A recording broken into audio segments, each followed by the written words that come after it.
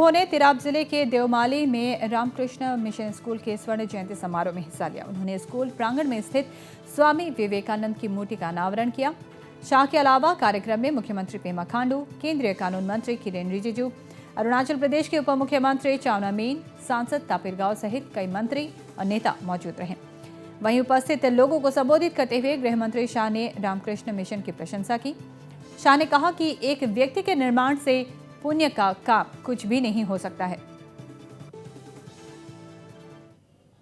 मंदिर बनाना बहुत बड़ी बात है, बहुत पुण्य का काम है।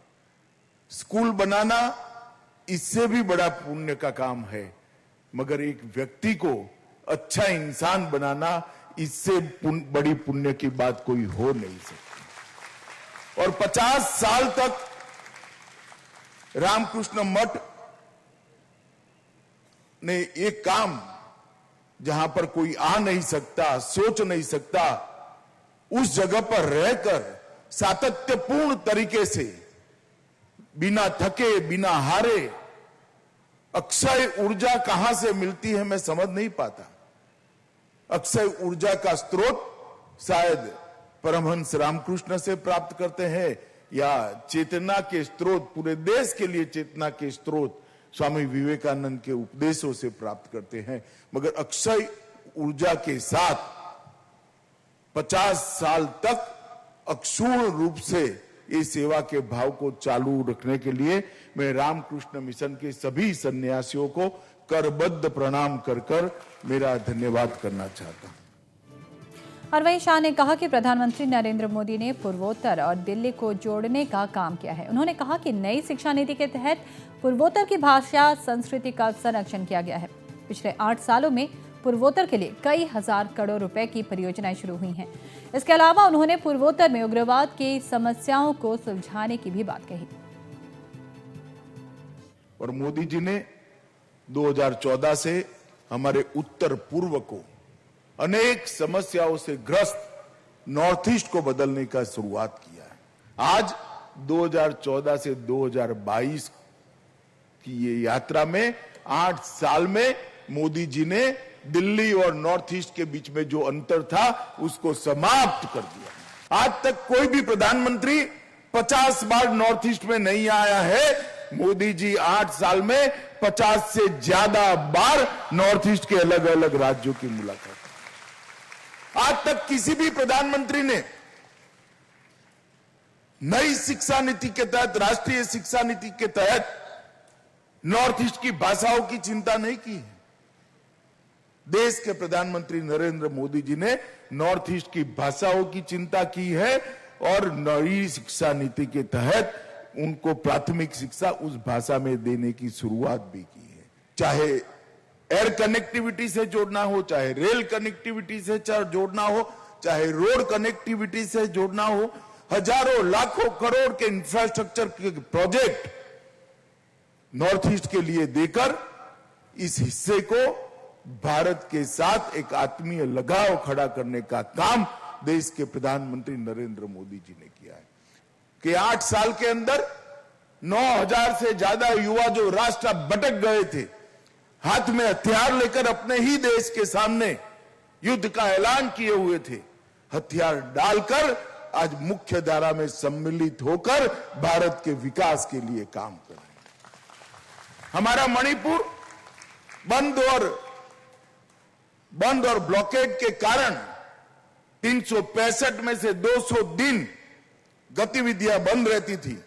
वहां पर आज 5 साल हमारी सरकार को हो गए, 6ठा साल चल रहा है। 6 साल में ना एक भी बंद हुआ है, ना ब्लॉकेड हुआ है। बोडोलैंड की समस्या को इतने सालों के बाद सरलता से सुलझाने का काम देश के प्रधानमंत्री नरेंद्र मोदी जी ने किया। त्रिपुरा के हथियारी ग्रुपों को हथियार डलवाने का काम नरेंद्र मोदी जी की सरकार ने किया है। ब्रू शरणार्थियों की समस्या को स्थायी समाधान देने का काम नरेंद्र मोदी जी की सरकार ने किया है। कार्बी जिलों का शांतिपूर्ण समाधान अभी गृह मंत्रालय में मेरी उपस्थिति में इसका समाधान ढूंढ लिया गया। और इसके साथ ही गृह मंत्री अमित शाह ने गृह मंत्रालय द्वारा पूर्वोत्तर के विकास के लिए लिए गए 3 एजेंडे के बारे में भी जानकारी दी। भारत सरकार के गृह मंत्रालय ने 3 हिस्सों में नॉर्थ ईस्ट के विकास का एजेंडा तय किया है। 75 साल से जब तक मोदी जी की सरकार आई तब तक स्ट्रक्चर तरीके से पूरे नॉर्थ ईस्ट के विकास का खाका किसी ने नहीं किया, हमने खींचा है वो खाका। सबसे पहला हमारा उद्देश्य है बोलियां, भाषाएं, नृत्य, संगीत और खान पान की परंपरा को न केवल बचाना, उसको समृद्ध कर पूरे देश भर में उसको गौरव दिलाने का काम ये भारतीय जनता पार्टी की नरेंद्र मोदी सरकार।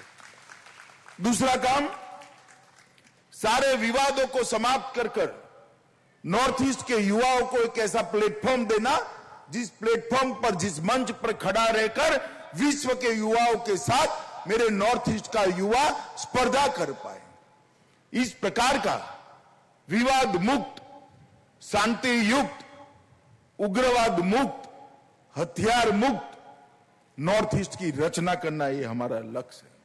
और तीसरा हमारा लक्ष्य है कि उत्तर पूर्व के सभी राज्यों को, 8 राज्यों को देश के सबसे विकसित राज्यों की सूची में सबसे ऊपर ले जाने का लक्ष्य रखकर आगे बढ़ना। ये तीनों काम, ये तीनों पहलू पर भारत सरकार का गृह मंत्रालय विचार कर रहे हैं।